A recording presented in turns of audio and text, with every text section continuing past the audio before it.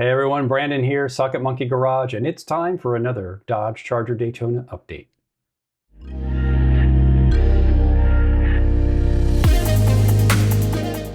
All right, so before we get to those updates on the new Charger Daytonas, I do have a couple of items just to update you on regarding, number one, my trip to Las Vegas for CES 2025. Clearly, I'm not there. Unfortunately, I'm still stuck here at home. I had to cancel my flights due to weather. And as much as I wanted to be there to help support them when they launch their new production intent models for 2025, the best I can do is just wear my t-shirt here and just wish them all the best. If you haven't been out to my website, socketmonkeygarage.com, please give it a try. It's a great place to go to get updated on all my latest postings on social media, my vehicle listings out on Facebook Marketplace, and my latest YouTube videos. But a better way to get updated on my latest YouTube videos is if you'll head right down there now and hit that subscribe button. If you have already, I really do appreciate it. But if you're new, go ahead and head down there now. And if you like this video, click the like button, and I'd really enjoy you leaving a comment. I like to interact with everyone down there in the comments, as you can see from my past videos. So, the Dodge Charger. All right. I'll save the updates and the latest status on the saga of my acquisition later in the video. But what I will start with is some good news, some really good news, some positive news. I know I kind of ended things on a bit of a negative note in my last video, and I'm sure you could understand as someone who's been waiting months and has already put down a significant amount of money. I mean, I don't know. What anyone considers a significant amount of money, but I think letting someone hold on to $1,000 of your hard-earned cash for several months at a time without returning anything kind of make you a little bit anxious if you're ever going to see what you placed a deposit on. But there are others out there who have taken delivery of their cars. It started happening over the last few days. Dealerships are posting videos. Dealerships are putting actual photos of their cars on their Charger Daytona listings. And I thought I would just share a few that some of the forum members of the Daytona Owner Forum have been gracious enough to allow me to share with you. So this isn't one of the members of the forum, but I believe this is an acquaintance of theirs. And I do appreciate when we use children for scale. I think it gives you a pretty good idea of just how large this car truly is. I do like that he's repping Jordan as well. Great outfit choice there. Goes really well with that new Charger. And let's see, I think here's another photo here of the same car, slightly different angle. It's good to see these out in public, and it would be great if we could start seeing more of these from owners. And I get it. They're excited. They're taking delivery. They're out there driving it. They're getting to know it. But if you could stop, take a picture, take a photo, video, send it to me, that would be great. I would love to feature it in my next update. This same individual who provided me photos of their acquaintance vehicle here also shared some interesting information regarding, let's see, here it is, regarding some of the app functionality. This member of the forum is from Canada, and they sent me a screenshot here of the app when I asked questions about its basic functionality. During the early impression videos that YouTubers and automotive journalists made late last year, some of them made comments regarding the fact that the app wasn't fully fleshed out or didn't have some of the basic capabilities you would expect from an EV app. But everything I'm seeing and everything they're sharing is showing just the opposite. It seems to contain most of the basic capabilities, such as monitoring charge level, starting and stopping charge, setting charge limits, vehicle location, preconditioning, lock and unlock. They all appear to be there in the app, which I think is great. And quite honestly, I think it's kind of one of those bare minimums that you would expect from an app these days with a connected vehicle such as an EV. The same individual who shared photos of their acquaintance's car is also waiting on the delivery of their Charger Daytona, which I believe is this one featured in this photo here. He decided to run by the dealership on Sunday, I believe it was, to check things out, and was actually surprised and excited to see them in the midst of make ready and PDI on his vehicle in particular. And in fact, while he was there was another in triple nickel, which this looks to be pretty much, I think, the configuration that I'm awaiting for, the triple nickel with the glass roof, the black, I think the carbon and suede package with the black wheels. I can't tell if the mirrors are carbon fiber or not, but that's the closest I've been able to get to an actual real world photograph of one configured like the one that I am waiting delivery on. So that's exciting stuff. More photos. Some of you may have seen in my last video, I featured Landry, a dealership in Laval, Quebec. They had this white car listed on their website, and they also featured a walk around video of that car later on after I had posted my video. But there's that very same Scat Pack Stage 2 in their showroom at the dealership as well. The same user, before I wrap up with what they provided me, given the fact that they do live up north and will need to slap a set of winter rubber on that car the moment they take delivery, they already went ahead and ordered a set. And I just wanted to share this photograph. I don't know about you, but that is some meaty, meaty rubber. Those tires are huge. And in fact, he was gracious enough to provide his hand for scale. The child in the earlier photo wasn't available. But as you can see, clearly a very wide contact patch on these tires, and just seeing them that way, not on the vehicle, not dwarfed by the vehicle itself, I think is pretty incredible and is a testament to just how much rubber Dodge is putting down on the pavement to keep that all-wheel drive system locked in and delivering as much of that 670, if you have the Scat Pack, horsepower to the ground. Incredible, incredible stuff. Another user on the Daytona Owner Forum was kind enough to send over some photographs. I think his selling dealer sent these to him just hours ago, actually.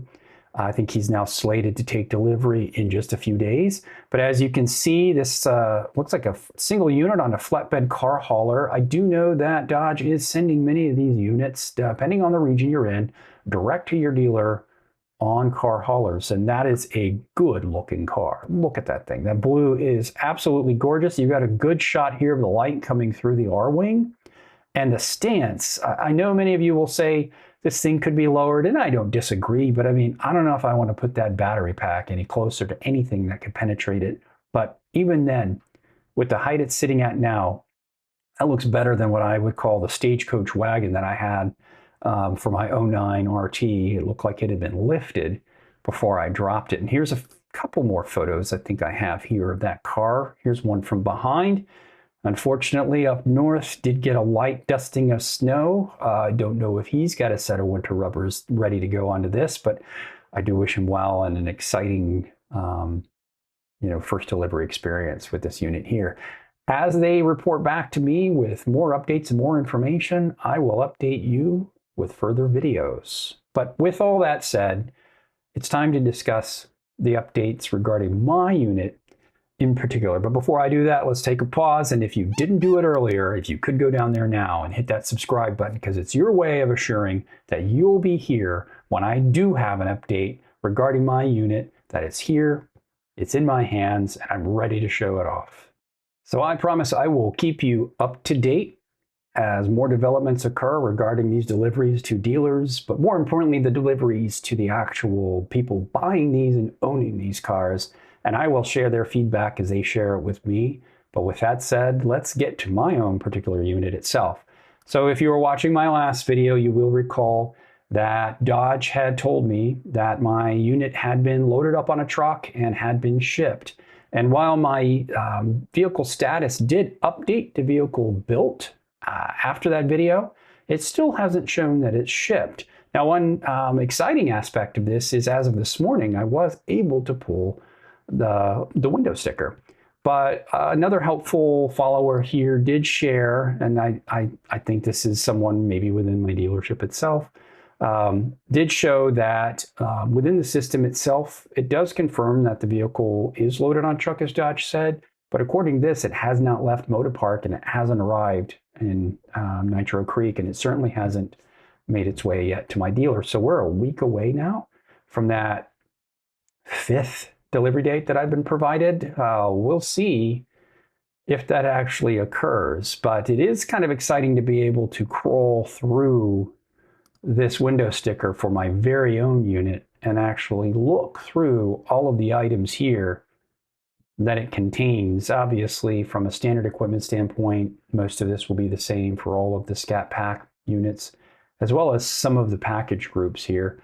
But the unit that I had in particular, due to the triple nickel paint, does come with another $795 additional cost because of that finish, as well as the Plus group, which I do believe all 2024s are required to have. In addition to the Sun and Sound package, which adds that full glass roof that you saw in this photo here earlier, featured here. If it doesn't have the Sun and Sound roof, I do believe they still paint the roofs of those cars black, from what I understand. It also includes an upgrade to the stereo system to an Alpine 18-speaker unit with a subwoofer. And then that carbon and suede package earlier that I mentioned does swap out a lot of interior and exterior components for carbon fiber, as well as I believe it darkens the aluminum wheels to a black instead of that aluminum that you see here on this unit in particular. And then, of course, there is the track package, which upgrades the suspension, adds adaptive dampening, gives you those red brake calipers, and it looks like 305 as well as 325 all-season tires, and a drive experience recorder prep, and then the drive experience recorder itself, which is actually quite a lack of information and details regarding exactly what this $1,000 accessory is. But that does bring the total of my vehicle to $85,965. I feel a little uncomfortable saying that about a Dodge Charger, but we'll see just how special this vehicle is and if it's deserving of such a price. I will say, in regards to cost, my dealer and I, ever since they were invoiced, have been able to start to discuss acquisition options. And I've weighed not only the cost to purchase, but the cost to lease.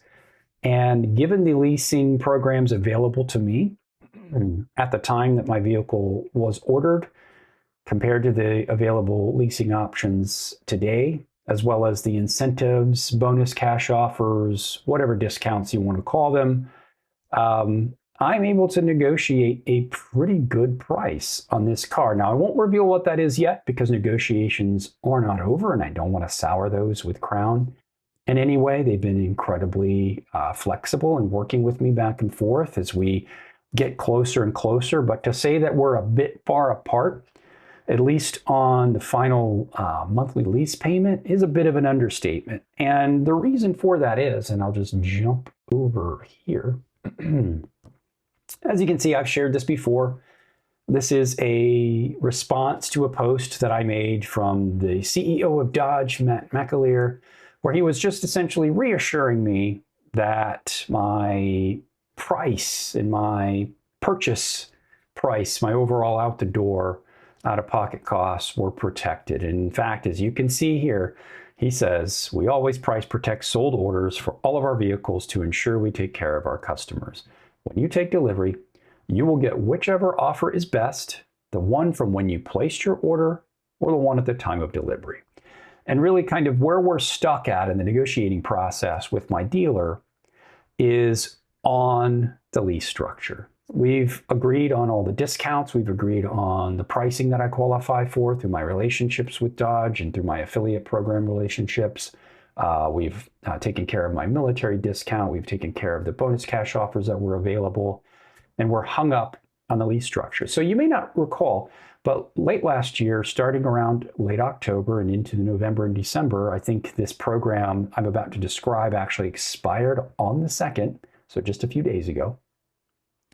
They advertised, and in fact, the media, automotive media, picked up on this fact, that they had some of what I would say are the best lease offers I've seen, especially on a new car, and especially on an EV. And to break it down simply, for a 3-year ultra low mileage lease, I qualified for a 61% residual. I'll just let that sink in. That's incredibly good.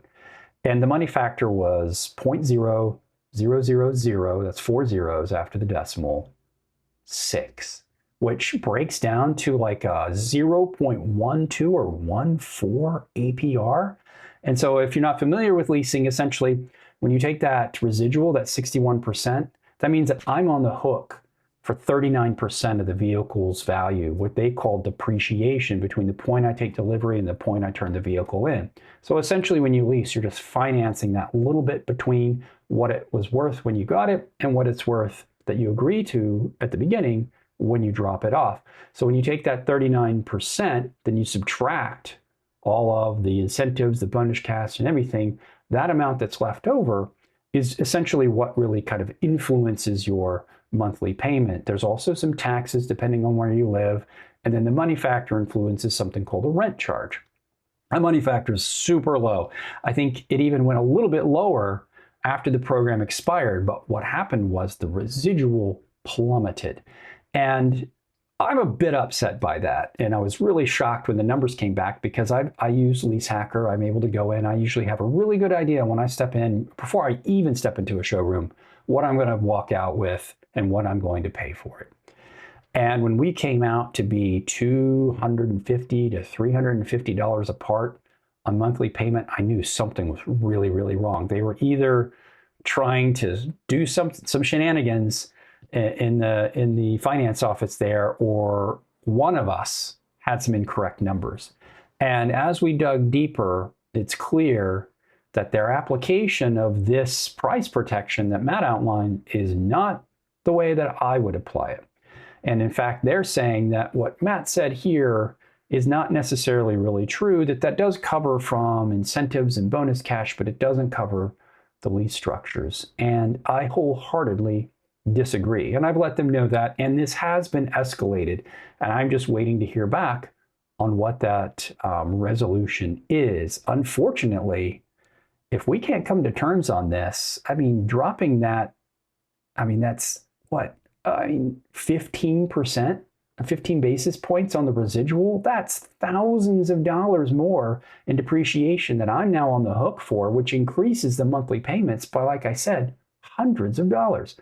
That's going to taint this deal. And I would hate to see that happen, because I know everyone's really excited for me to acquire this car. And I'm super excited. I have so much planned. I bought so much freaking camera equipment to capture it that I would hate to be out that as well. But I have all the confidence so far at every stage of this adventure, this drama, this saga, whatever you want to call it.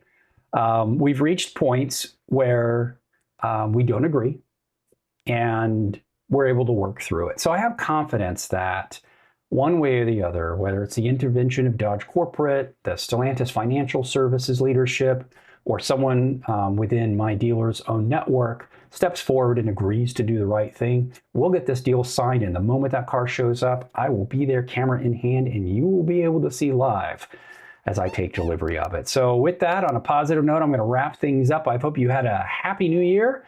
I hope you experience great wealth and prosperity. You have good fellowship, friends, and family there to enjoy it with you. And I do once again appreciate you being here, and I look forward to seeing you next time.